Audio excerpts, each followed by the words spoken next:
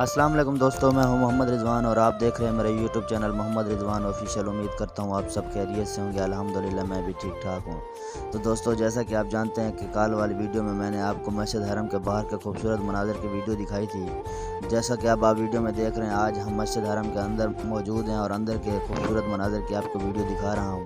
تمام دوستوں نے میری ویڈیو کے ساتھ ساتھ رہنا ہے۔ اگر میری ویڈیو آپ لوگوں کو اچھی لگ رہی ہے تو میرے چینل کو ضرور سبسکرائب کر دیں اور ساتھ لگے بیل آئیکن کو بھی دبا دیں تاکہ میری ہر آنے والی لیٹسٹ سے لیٹسٹ ویڈیو آپ تک جلد از جلد پہنچ سکے۔ تو اب آپ تمام دوست اس مسجد کے اندر کے خوبصورت مناظر کی زیارت کیجیے۔